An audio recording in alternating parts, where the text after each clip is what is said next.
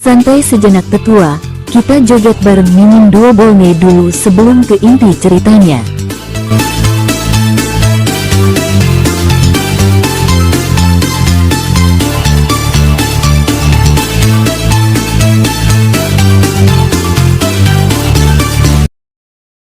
Semakin kuat kematian, kebencian, niat membunuh, dan jiwa jahat yang dapat mereka rasakan. Aura-aura ini begitu mengerikan sehingga tampaknya mampu menginfeksi semua orang dan mengubah mereka menjadi boneka, kehilangan rasionalitas dan kemauan mereka. Tidak sederhana. Xiao Fan menjadi semakin terkejut, dan semakin dekat dia, semakin terkejut pula dia. Dia akhirnya mengerti mengapa tempat ini tidak pernah ditemukan, karena tidak ada seorang pun yang ingin datang ke tempat kumuh seperti itu. Bukannya orang-orang itu khawatir menghadapi bahaya, tapi mereka tidak ingin terpengaruh oleh aura ini. Aura seperti kematian, dendam, pembunuhan, dan kejahatan tidak kondusif untuk kultivasi. Bahkan Xiao Fan kini dapat merasakan aura kuat yang terus-menerus memengaruhinya.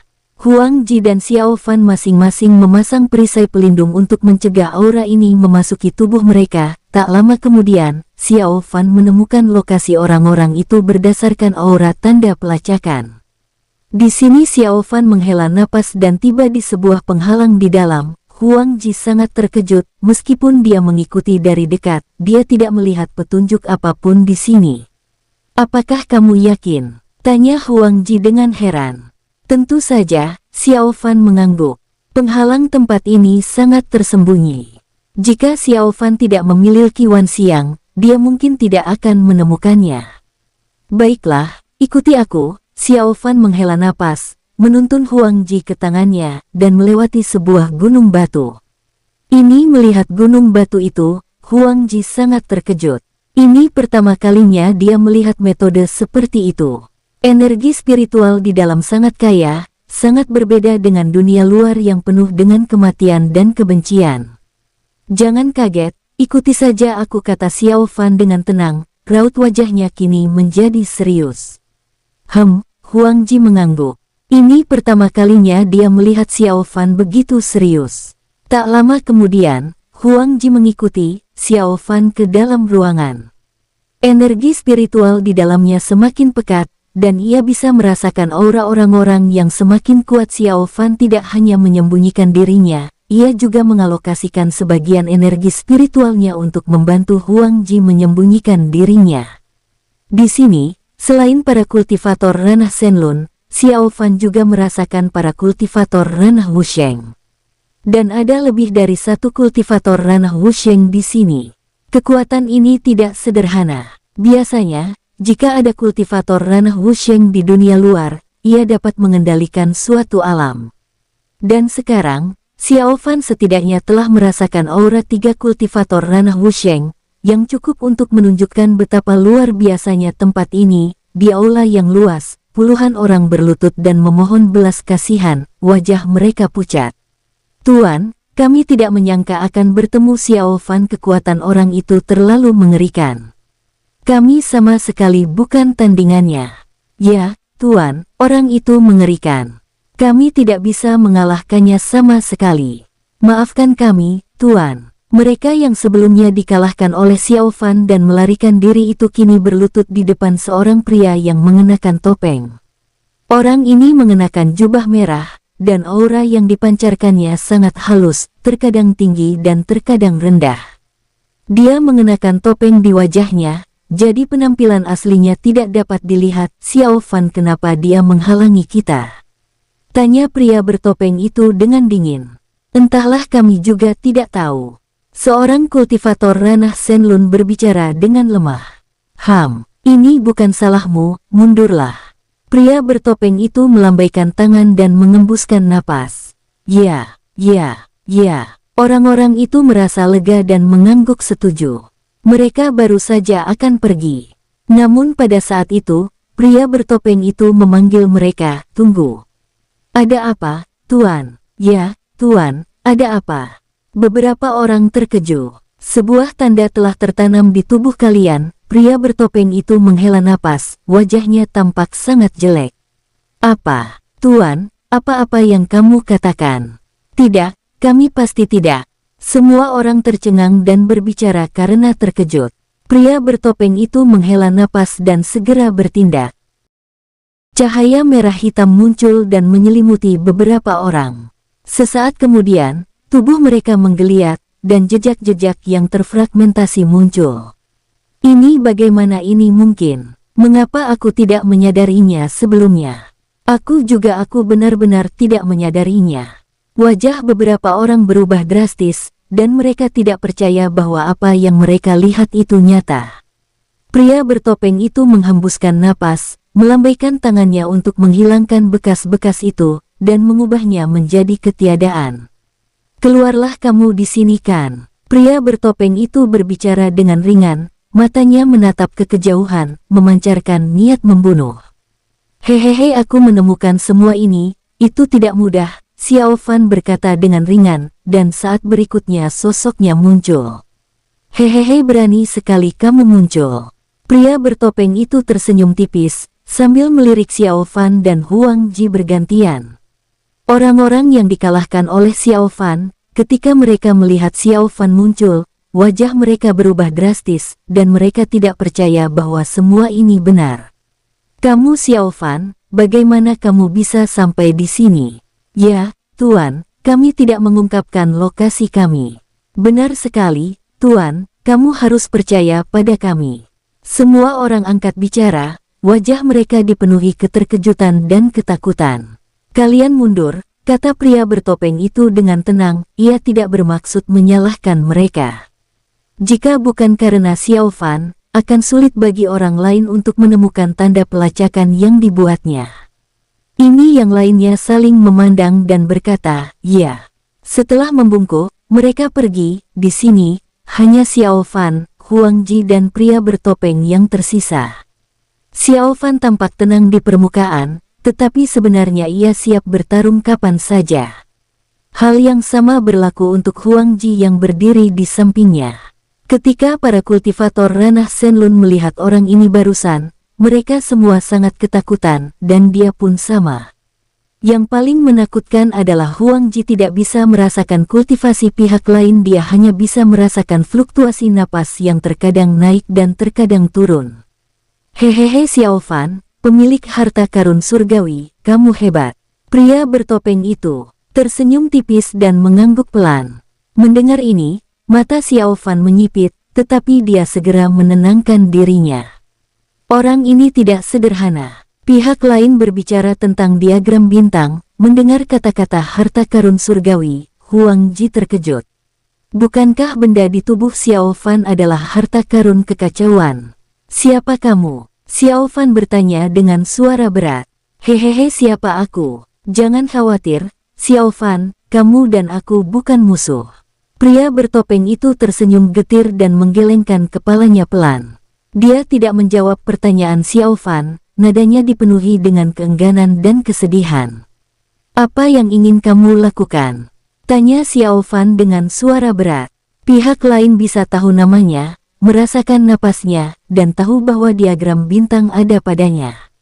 Siapa gerangan orang itu? Ketika Xiao Fan menanyakan pertanyaan ini, jiwanya berkomunikasi dengan diagram bintang, menanyakan asal-usul orang ini. Namun diagram bintang tidak memberikan respon, tidak ada pergerakan sama sekali. Xiao Fan tahu betul bahwa pihak lain kini mengetahui semua ini dan sengaja berdiam diri.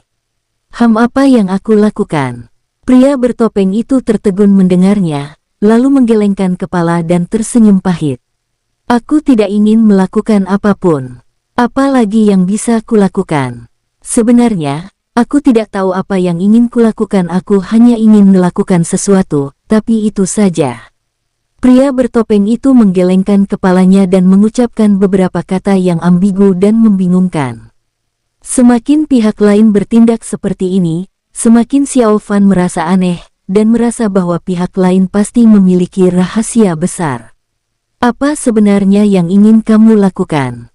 Katakan padaku, kata Xiao Fan dingin. Niat membunuh menyebar di sekelilingnya, siap beraksi kapan saja. Hehehe, kamu memang kuat dan tumbuh sangat cepat, tapi sayang sekali kamu bukan lawanku. Jaga sikapmu, kamu harus sedikit lebih rendah dariku, mengerti? Kata pria bertopeng berlem itu. Dengan ringan, siapa namamu? Bisakah kamu memberitahuku? Xiao Fan ragu-ragu dan berbicara dengan suara berat. Hehehe, namaku. Baiklah, aku akan beritahu meskipun kamu sudah menemukan tempat ini sebelumnya. Namaku Wu Jie, ingat namaku. Pria bertopeng itu berkata dengan ringan. Wu Jie. Xiao Fan tertegun, merasa ada makna mendalam di balik nama ini. Baiklah, kamu boleh pergi sekarang.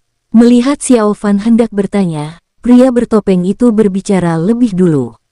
Aku Xiao Fan tertegun. Pihak lain sepertinya tahu segalanya. Ayo pergi. Ini bukan tempat untukmu. Mengerti? Kata pria bertopeng itu dengan acuh tak acuh. Xiao Fan menghela napas dan menatap Huang Ji yang tertegun. Ayo pergi. Baiklah, Huang Ji mengangguk. Xiao Fan dan Huang Ji meninggalkan tempat itu. Pria bertopeng itu memperhatikan mereka pergi tanpa menghentikan mereka. Xiao Fan merasakan bahaya yang kuat dari pria bertopeng itu, bukan tandingan pria ini. Malahan, jika ia bertarung dengan pria ini, Xiao Fan merasa akan sulit baginya untuk melarikan diri. Siapa dia? Tanya Huang Ji. Aku juga tidak tahu. Xiao Fan menggelengkan kepalanya. Di sini, Xiao Fan dan Huang Ji telah meninggalkan alam rahasia dan tiba di luar. Dari orang ini, aku merasa kesal dan juga ketakutan yang mendalam. Huang Ji berpikir sejenak dan berbicara perlahan dengan ekspresi yang sangat buruk.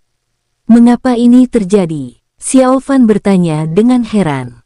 Tadi orang itu mengatakan kepadanya bahwa namanya adalah Wu Ji, yang mungkin juga merupakan nama palsu. Lagi pula, nama itu hanyalah nama kode. Aku tidak tahu. Huang Ji menggelengkan kepalanya sedikit, ekspresinya masih sangat jelek. Xiao Fan merasa sedikit bersalah. Seharusnya dia tidak membawa Huang Ji ke sini. Jika dia tidak membawa Huang Ji ke sini, dia tidak akan seperti ini. Maafkan aku. Xiao Fan menyentuh pipi Huang Ji. Jangan bilang begitu padaku, akulah yang bersikeras pergi ke sana untuk melihatnya. Huang Ji menggelengkan kepalanya berulang kali, mengatakan bahwa masalah ini tidak ada hubungannya dengan Xiao Fan dan itu adalah urusannya sendiri. Xiao Fan menghela napas, ayo cepat pergi. Baiklah. Huang Ji mengangguk. Mereka berdua sangat cepat dan segera meninggalkan medan perang yang hancur. Kali ini ketika Xiao Fan datang ke sini, ia bertemu dengan seorang pria misterius bernama Wu Jie. Xiao Fan sangat penasaran dengan identitasnya. Ia mampu membuat sekelompok kultivator ranah Shenlun bersujud kepadanya, dan kultivasinya pun berfluktuasi. Siapakah dia setelah pergi? Xiao Fan terus bertanya kepada diagram bintang siapa orang ini. Namun diagram bintang tidak menjawab sama sekali. Sangat acuh tak acuh. Xiao Fan sangat marah. Kamu tadi bersembunyi di depan pria itu, dan sekarang kamu masih seperti ini. Apakah kamu benar-benar takut padanya? Sialan, siapa yang aku takuti? Suara diagram bintang muncul di pikiran Xiao Fan. Xiao Fan tercengang. Siapa dia? Aku tidak akan memberitahumu. Jangan tanya. Belum waktunya kamu tahu. Diagram bintang berbicara perlahan, menyadari bahwa ia telah mengatakan hal yang salah. Xiao Fan, aku benar-benar tahu segalanya. Bisakah aku sedikit lebih peka? Aku adalah milikku, kamu tahu segalanya, tapi aku tidak tahu apa-apa. Apa kamu pikir tindakanmu benar? Kata Xiao Fan tanpa berkata-kata. Hehehe, kamu belum memenuhi syarat, kata diagram bintang dingin. Xiao Fan. Xiao Fan benar-benar ingin mengeluarkan diagram bintang dan kemudian melumurinya dengan kotoran berbagai hewan, seperti yang telah ia lakukan terhadap jiwa senjata di masa lalu. Sayang sekali Xiao Fan tidak bisa mengeluarkan diagram bintang. Bisa dibilang, meskipun diagram bintang mengikutinya, ia tidak berada di bawah kendalinya. Hal ini membuat Xiao Fan sangat tidak berdaya. Oh, lupakan saja. Xiao Fan menggelengkan kepalanya tak berdaya. Di samping, Huang Ji melihat ekspresi aneh Xiao Fan dan bertanya dengan rasa ingin tahu, ada apa denganmu? Tidak apa-apa. Xiao Fan menggelengkan kepalanya. Kita mau pergi kemana? Tanya Huang Ji. Yah, karena kita sudah keluar, tentu saja kita harus jalan-jalan. Xiao Fan menyentuh dagunya dan mulai memikirkan kemana harus pergi. Awalnya, Xiao Fan bermaksud untuk terus berlatih, tetapi sekarang setelah ia mencapai titik kemacetan, tidak ada gunanya untuk terus berlatih. Sebelumnya, Xiao Fan ingin pergi ke alam naga ilahi untuk menemui Si Yun, tetapi sekarang karena Huang Ji ada di sini, Xiao Fan merasa bukanlah ide yang bagus untuk pergi ke sana. Ayo pergi ke klan dewa. Aku ingin melihat seperti apa keadaan di sana, kata Xiao Fan setelah berpikir sejenak. Klan dewa. Huang Ji tertegun. Ya. Xiao Fan mengangguk. Apa yang kamu lakukan di sana? Apa kamu lupa? Orang-orang klan dewa bisa berubah, dan kekuatan mereka mungkin tidak lebih lemah darimu. Kalau kamu sampai ketahuan, itu akan berbahaya, kata Huang Ji. Haha, apa kamu lupa? Aku bisa mengubah penampilanku, kata Xiao Fan riang. Sesaat kemudian, wajahnya berubah dan ia tampak seperti pria kekar. Huang Ji, jelek sekali, bisakah kamu mengubah penampilan yang lebih tampan? Kata Huang Ji tanpa berkata-kata.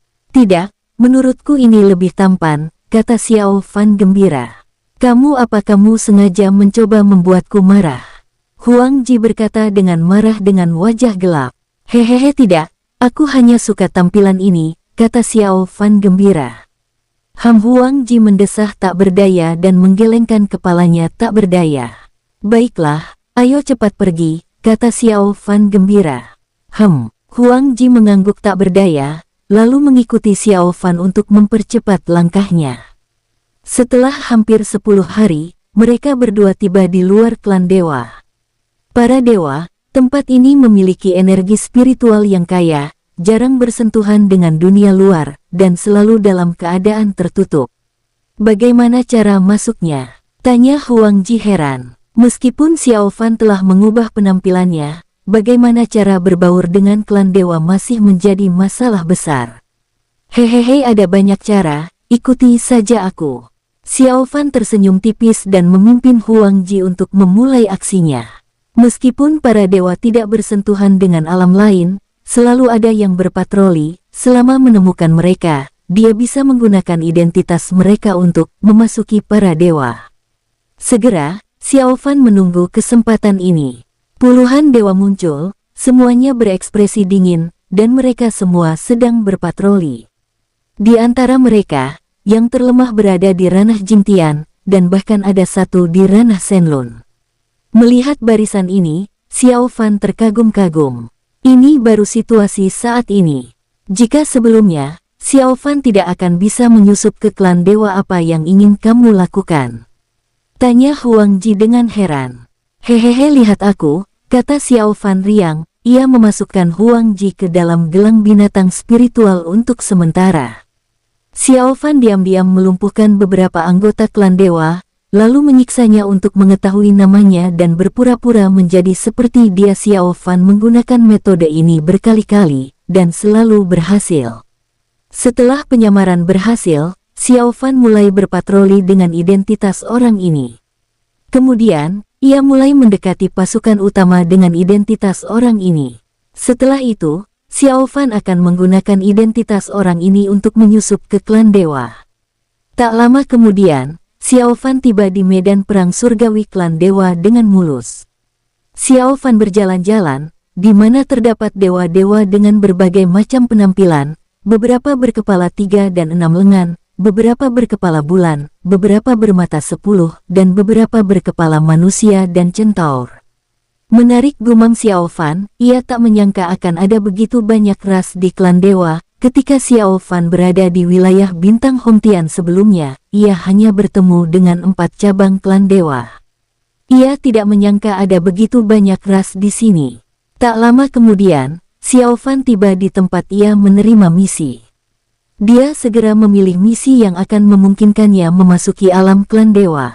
Setelah menerima tugas itu, Xiao Fan pergi dan segera pergi mengumpulkan perbekalan, bersiap untuk mengirimnya ke alam klan dewa. Prosesnya berjalan sangat lancar, begitu lancarnya, bahkan Xiao Fan pun terkejut. Xiao Fan memasuki susunan teleportasi dan menuju ke alam klan dewa. Setengah hari kemudian, Xiao Fan tiba di alam klan dewa. Ada energi spiritual yang kaya di dalam, dan ada juga beberapa faktor misterius yang tidak ada di alam lain, menarik gumam Xiao Fan. Setiap faktor misterius ini mengandung kekuatan aneh, seolah-olah dapat mengubah fisik seseorang dan membuat setiap fungsi menjadi lebih kuat.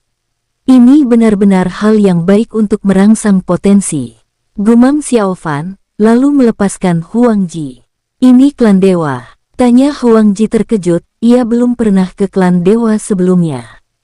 Terlebih lagi, Huang Ji tidak pernah menyangka bahwa Xiao Fan akan begitu cepat dan mencapai klan dewa dengan mudah. Hehehe ya, ini klan dewa, kata Xiao Fan gembira sambil mengedipkan mata pada Huang Ji.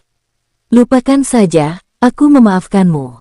Huang Ji menghela napas, baiklah, ayo pergi, kata Xiao Fan sambil tersenyum. Huang Ji mengangguk. Xiao Fan dan Huang Ji berkeliaran di sekitar klan dewa, menikmati pemandangan klan dewa.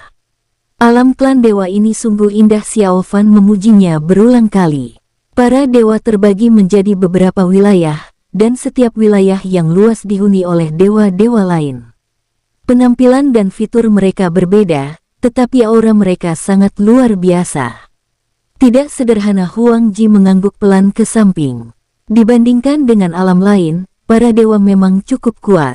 Selain itu, para dewa juga merupakan eksistensi yang luar biasa di semua alam besar, dan tidak ada kekuatan yang berani meremehkan para dewa. Hehehe, ayo kita lihat kota utamanya, Xiao Fan tertawa.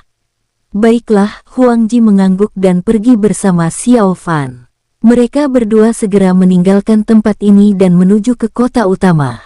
Setelah tiba di kota utama, mereka menemukan bahwa energi spiritual di dalamnya kaya dan ada lebih banyak faktor misterius yang beredar. Ini tidak sederhana. Xiao Fan melambaikan tangannya dan meraih segenggam faktor misterius. Aura yang dipancarkan oleh faktor misterius ini sangat aneh dan dapat merangsang potensi berbagai makhluk. Xiao Fan hanya menyentuhnya dan merasakan darahnya mengalir deras dan tubuhnya mulai berubah. Hal yang sama berlaku untuk Huang Ji.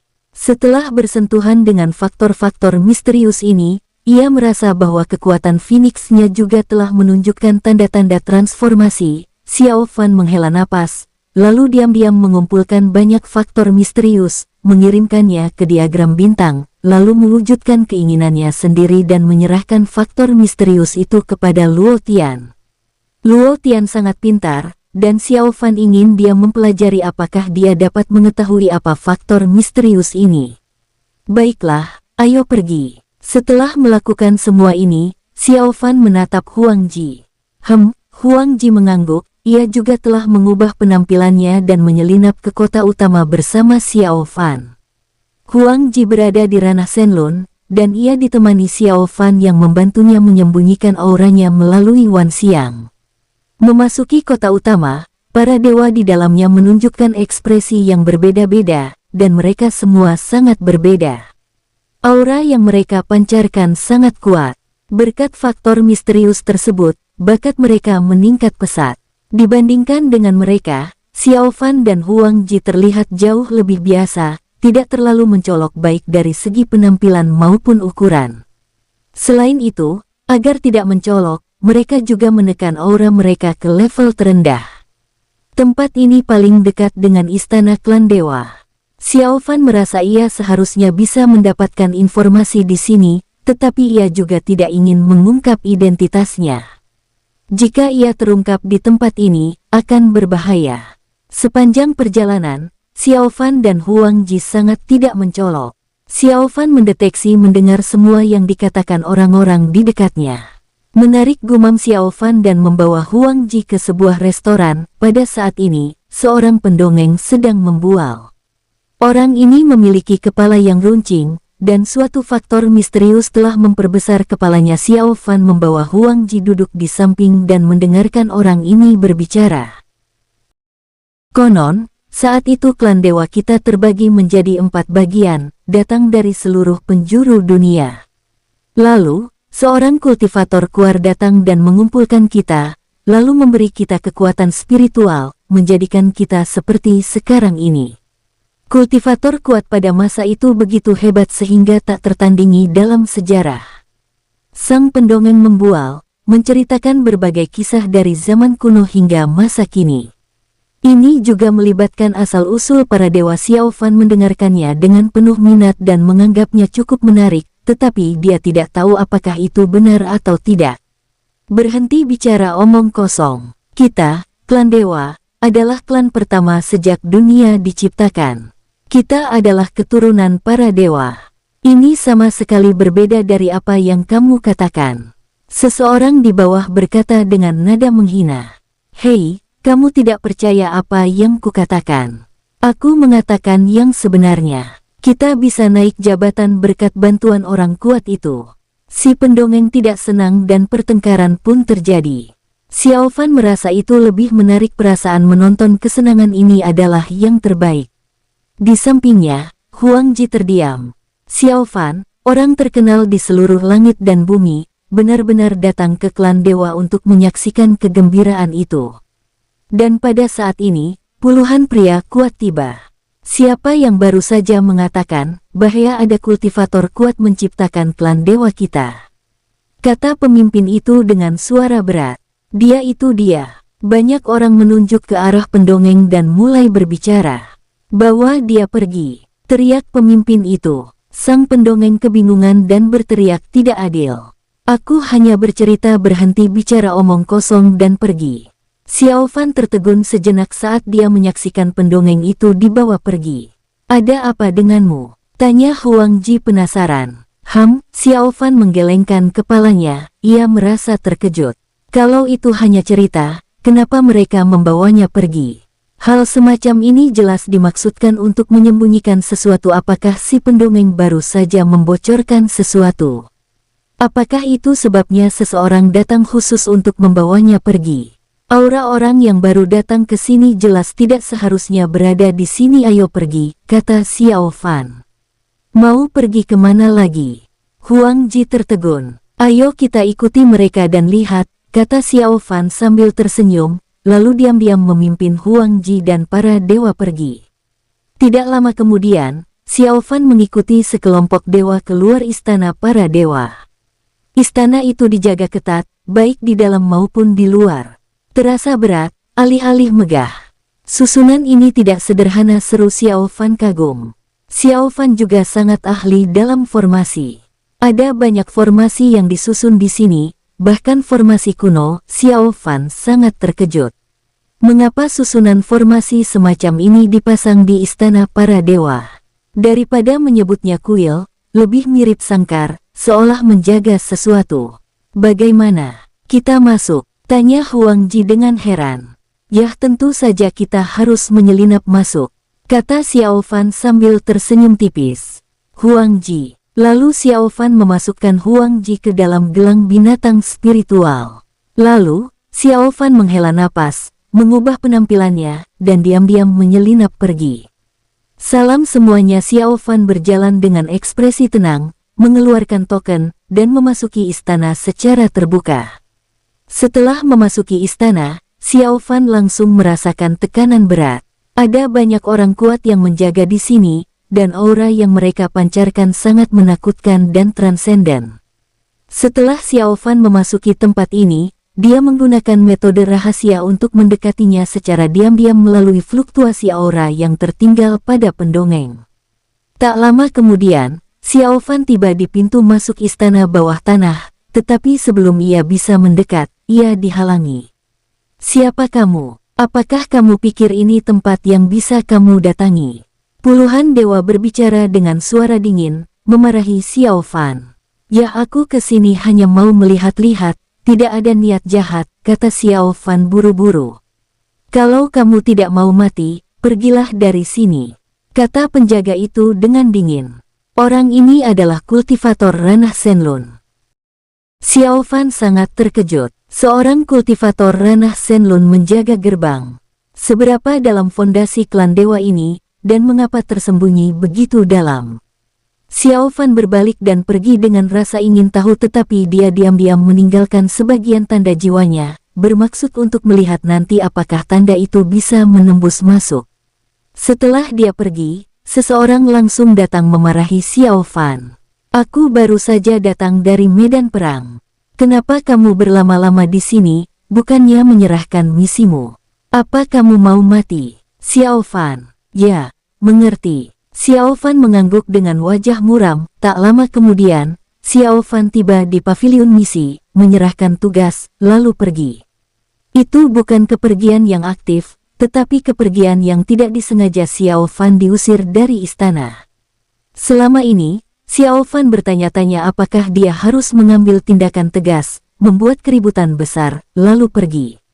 Namun setelah merasakan aura banyak kultivator kuat di istana klan dewa, Xiao Fan memutuskan untuk menyerah. Jika dia memaksakan diri untuk bertindak, dia mungkin akan berada dalam bahaya besar. Sebenarnya, Xiao Fan sempat berpikir untuk menyembunyikan identitasnya atau mengubah penampilannya lagi, namun di istana ini tidak ada titik buta, dan terdapat barisan formasi yang ketat untuk pengawasan, jadi dia tidak mungkin melakukan hal itu. Lupakan saja, tempat ini tidak sederhana. Xiao Fan menghela napas dan menggelengkan kepalanya. Xiao Fan tidak terburu-buru melepaskan Huang Ji, tetapi bersembunyi di dekat istana ilahi. Jejak jiwa yang ditinggalkannya masih ada di sana. Jika Xiao Fan pergi terlalu jauh, jejak jiwa itu akan hancur. Sekarang Xiao Fan juga dapat mengamati segala sesuatu di dalam melalui tanda jiwa. Xiao Fan ingin tahu kemana pendongeng itu dibawa. Dia sangat penasaran mengapa pendongeng kecil itu sengaja dibawa pergi. Ini tidak normal. Bagus sekali. Xiao Fan sedang duduk di dalam gua dan tiba-tiba tertawa. Karena tanda jiwanya melekat pada dewa yang ingin memasuki istana bawah tanah, dan dia ingin masuk dengan diam-diam. Istana dewa. Jejak jiwa Xiao Fan telah diam-diam menyelinap ke istana bawah tanah. Dia sangat tertutup. Wan Xiang telah meninggalkan penghalang sederhana untuk membantu menyembunyikan jejak jiwa Xiao Fan. Setelah memasuki istana bawah tanah, ada sesuatu yang kuat di dalam, dan rune penyegel aneh terukir di mana-mana, yang merupakan harta kuno yang tersisa dari zaman kuno. Setelah Xiao Fan melihat ini melalui tanda jiwa, ia tampak terkejut. Meskipun itu hanya istana bawah tanah, mengapa ada tempat seperti itu? Lagi pula, kebajikan dan kemampuan apakah yang dimiliki si pendongeng hingga mampu membawanya ke tempat seperti itu? Kekuatan spiritual di dalamnya sangat kaya, dan jejak jiwa Xiao Fan dapat merasakannya dengan jelas. Tidak ada faktor misterius di dalamnya, yang sama sekali berbeda dari dunia luar.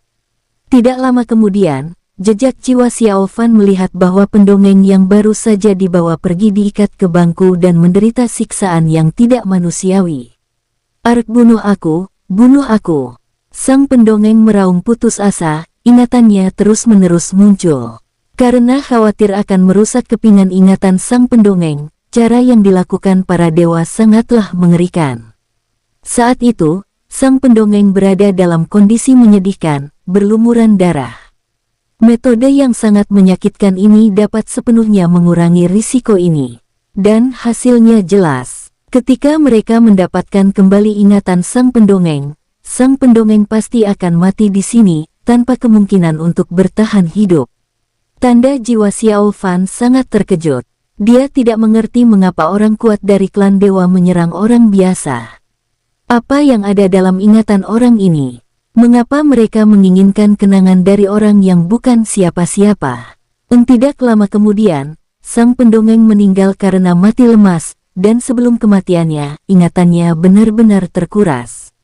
Seorang kultivator ranah Wusheng berjalan mendekat dan buru-buru memeriksa isi ingatan orang tersebut. Wajahnya semakin jelek dan muram. Sial, semua informasi tak berguna ini, buang-buang waktu. Tak lama kemudian, kultivator ini selesai memindai informasi. Ia mengumpat dengan marah, sangat marah. Jelaslah, ingatan si pendongeng tidak memiliki apa yang diinginkannya. Orang ini melambaikan tangannya dan menghancurkan ingatan sang pendongeng, menyebabkan dia menghilang sepenuhnya dari dunia. Setelah menghancurkan ingatan sang pendongeng, pria itu melangkah lebih jauh ke kedalaman istana bawah tanah. Tanda jiwa Xiao Fan juga melekat pada orang ini dan diam-diam mendekat ke dalam. Saat dia semakin dekat, tanda jiwa Xiao Fan bergetar semakin hebat, dan dia merasakan aura yang kuat dan mengerikan. Tidak lama kemudian, kultivator ranah Wusheng ini tiba di kedalaman istana bawah tanah dan melihat seorang pria yang terikat oleh rantai. Senior, kultivator ranah Wusheng memberi hormat. Hehehe nak, kamu di sini lagi. Sudah kubilang jangan buang-buang energi, aku takkan memberitahumu, pria yang terikat rantai itu mencibir. Setelah dia selesai berbicara, dia terkejut karena orang ini merasakan jejak jiwa Xiao Fan. Akan tetapi, dia tidak membuka mulut untuk mengingatkannya, melainkan berpura-pura tidak tahu apa-apa. Dia bahkan diam-diam menahan napas, hanya untuk menghindari melukai jejak jiwa Xiao Fan. Senior, jika kamu mau bekerja sama dengan kami akan segera membebaskanmu. Itu akan sangat bagus. Kultivator ranah Wusheng itu menghela napas dan menggelengkan kepalanya tanpa daya. Hehehe, berhentilah bermimpi, bagaimana mungkin? Aku bahkan tidak ingin tahu rahasia itu. Kata pria yang terikat rantai itu dengan dingin. Senior, apa gunanya menyembunyikan rahasia ini? Sekalipun kamu tidak memberitahunya, kontrak kuno itu mungkin tidak akan bertahan lama. Saat itu tiba, orang-orang di alam dewa abadi akan bebas, dan segalanya akan dikuasai oleh mereka. Kita memiliki darah mereka di tubuh kita, dan kita adalah pelayan mereka yang paling setia. Saat itu tiba, menguasai seluruh langit dan bumi akan mudah, kan? Kata kultivator ranah Wusheng itu. Hehehe, jadi anjing orang-orang dari alam dewa abadi. Silakan saja kalau mau. Sudah kubilang, kalaupun aku mati, kamu bahkan tak bisa memikirkan cara untuk membatalkan kontraknya. Kata pria yang terikat itu dengan dingin. Setelah mendengar ini, tanda jiwa Xiao Fan terkejut. Kontrak kuno. Apakah ini kontrak yang mencegah kedatangan orang-orang dari alam dewa abadi? Jika begitu berarti ada banyak hal yang tersembunyi. Senior, ini sudah menjadi kewajiban, kamu tak bisa menghentikannya. Yang bisa kita lakukan adalah membuat kontrak itu lenyap terlebih dahulu, lalu membantu alam dewa abadi mencapai tujuan besar. Kultivator ranah Wusheng itu masih membujuk. Senior, apa kamu belum mengerti? Kekeras kepalaanmu itu tidak ada gunanya. Jika kamu bekerja sama dengan alam dewa abadi dengan jujur, mungkin kamu bisa menjadi penguasa alam, kan? Kultivator ranah Wusheng itu berkata dengan tenang, sebenarnya senior, kamu tahu lebih baik daripada siapapun bahwa kekuatan alam dewa abadi berada di luar jangkauan semut seperti kita. Mendengar perkataan kultivator ranah Wusheng, pria yang terikat oleh rantai menjadi pucat, tetapi dia tidak membantah apapun. Jejak jiwa Xiao Fan mendengarnya dengan jelas dan sangat terkejut. Apakah kekuatan alam dewa abadi benar-benar sekuat itu? Bahkan seorang kultivator ranah Wusheng menyebut dirinya seekor semut. Hehehe senior, belum terlambat untuk memberitahuku di mana kontrak itu. Jika kamu masih tidak bekerja sama, tak lama lagi alam dewa abadi akan menyerah mencari kontrak itu. Saat itu keberadaanmu tak akan ada nilainya. Apapun yang tak berharga di alam dewa abadi akan dianggap sampah. Kultivator ranah Wusheng itu tertawa dingin, tatapannya sangat tajam. Hahaha, kalau kamu punya nyali, cari saja sendiri. Kamu tidak bisa menemukannya sendiri, dan kamu malah bertanya padaku. Konyol. Pria yang terikat rantai itu berkata dengan dingin, alam dewa abadi telah dirusak olehmu. Jika orang itu tahu, aku ingin tahu bagaimana perasaannya. Sungguh menyedihkan. Mendengar ini, tanda jiwa Xiao Fan kembali terkejut, lah bisa merasakan bahwa pria tua di depannya sengaja membocorkan informasi kepadanya. Tetapi mengapa pihak lain melakukan hal ini? Hehehe, bukankah alam dewa abadi menjadi seperti sekarang ini, itu sudah menjadi sesuatu yang tak terelakkan. Kultivator ranah Wusheng itu mencibir, aku tidak akan mengecewakanmu, Tuan. Sekalipun aku terikat di sini selama puluhan juta tahun, aku tidak akan. Pria yang terikat rantai itu bergumam lirih.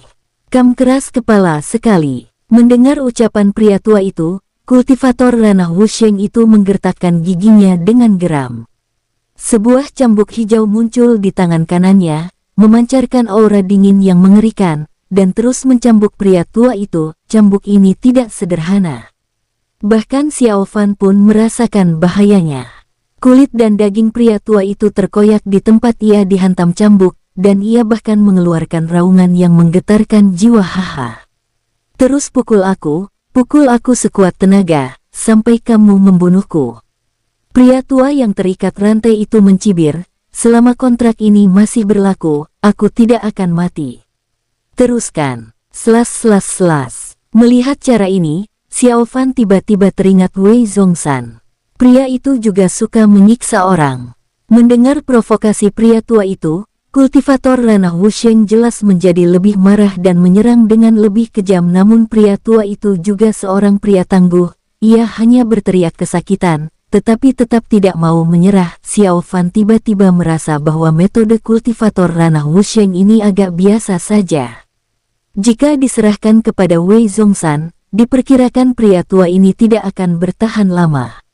Pada saat ini, kultivator ranah Wusheng yang terus-menerus mengayunkan cambuknya tertegun dan merasakan aura aneh.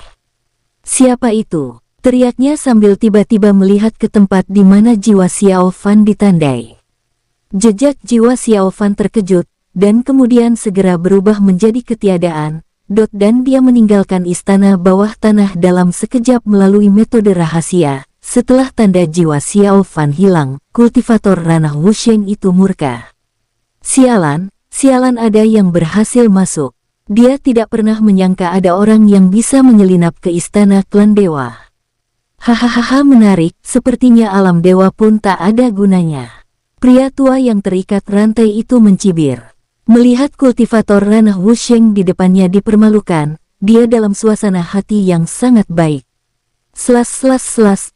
Kultivator ranah Wusheng mencambuk pria tua itu dengan kejam. Lalu dia pergi dengan marah dan ingin mengirim orang untuk mencari orang yang baru saja datang untuk menyelidiki. Setelah dia pergi, pria tua yang terikat itu meringis kesakitan, merasa seolah-olah jiwanya sedang terkoyak dan merasakan sakit yang luar biasa. Siapa dia? Sudahlah, aku tak ingin memikirkannya. Pria tua itu menggelengkan kepalanya perlahan dan menghela napas. Alasan mengapa dia berkata seperti itu tadi sebenarnya karena dia ingin pemilik tanda jiwa itu mengungkapkan apa yang telah dilakukan para dewa. Saat itu, seluruh langit dan bumi pasti tidak akan membiarkan klan dewa. Dia mungkin juga mengambil kesempatan untuk diselamatkan. Sebenarnya, pria tua itu juga ingin mengungkapkan lebih banyak informasi kepada Xiao Fan, tetapi sayangnya, dia tahu bahwa jika dia berbicara terlalu banyak, pihak lain pasti akan menyadarinya dan pada saat itu, jejak jiwa pihak lain mungkin tidak memiliki kesempatan untuk pergi. Sepertinya aku ditemukan. Xiao Fan tiba-tiba membuka matanya dan menggunakan metode rahasia untuk menarik kembali jejak jiwa yang telah dilepaskannya melintasi ruang angkasa. Kemudian sosoknya menghilang, dan dia segera meninggalkan alam dewa. Pemandangan yang baru saja dilihatnya sangat mengejutkan Xiao Fan. Ia tidak menyangka ada seorang pria tua misterius yang disegel di istana bawah tanah. Terlebih lagi, orang-orang di istana itu nampaknya sedang mencari sesuatu, jadi mereka menangkap banyak orang dan mengekstrak ingatan mereka hanya untuk menemukan apa yang ingin mereka temukan. Mereka seharusnya tidak pernah berhasil. Benar, memang harus begitu, gumam Xiao Fan. Apakah mereka berencana menemukan kontrak kuno itu dan memecahkannya terlebih dahulu agar alam dewa abadi bisa turun? Jika begitu pria tua itu mungkin adalah penjaga kontrak itu, itulah sebabnya dia bilang selama kontrak itu tidak dilanggar, dia tidak akan mati. Saat keluar, Xiao Fan terus bergumam pada dirinya sendiri, menganalisis semua yang baru saja dilihatnya. Pada saat yang sama, Xiao Fan bertanya tentang diagram bintang, ingin tahu apakah tuan yang disebutkan oleh pria tua yang dirantai itu adalah Sang Dao. Namun, diagram bintang tidak membalas. Xiao Fan terdiam, ia sangat bingung mengapa diagram bintang selalu begitu acuh tak acuh. Oh, lupakan saja, gumam Xiao Fan, dan tak lama kemudian dia melesat menembus ruang dengan kecepatan yang luar biasa cepat dan menyerbu menuju medan perang surgawi. Tak lama kemudian, Xiao Fan memasuki medan perang alam dewa. Setelah tiba di sini, Xiao Fan menghela napas dan terus menyerahkan tugas menggunakan penampilan seorang anggota klan dewa. Namun, ketika Xiao Fan tiba di paviliun misi, dia dikendalikan oleh seseorang. Kenapa? Xiao Fan terkejut dan menatap para dewa di sekitarnya. Kamu terlambat. Protos yang memimpin mencibir, aku curiga ada yang salah denganmu, berhenti bicara omong kosong. Ikut kami perlu menyelidikimu. Xiao Fan menghela napas, tidak menunjukkan niat untuk menyerah. Para dewa yang mengelilinginya tercengang. Apa yang kamu rencanakan? Hehehe, tentu saja aku pergi. Xiao Fan mencibir, dan dengan duar. Aura di sekitarnya menjadi ganas, wajahnya menggeliat dan kembali ke penampilan aslinya. Duar. Terjadi fluktuasi aura yang kuat di medan perang klan dewa, dan sejumlah besar dewa di dekatnya tertarik. Setelah melihat Xiao Fan, mereka semua terkejut. Apa-apa yang terjadi? Siapa dia? Itu Xiao Fan. Cepat, Xiao Fan ada di sini. Kuat sekali. Orang-orang di dekatnya berseru kaget dan mulai bertarung dengan sangat hebat. Hehehe, hanya kalian. Xiao Fan mencibir, auranya bergetar, dan dia segera mengambil tindakan untuk menekan semua orang. Duar. Xiao Fan melepaskan pukulan demi pukulan, masing-masing pukulan mengandung kekuatan yang mengerikan, membuat para dewa itu ketakutan. Bersambung, sampai jumpa di episode selanjutnya para tetuaku, semoga terhibur.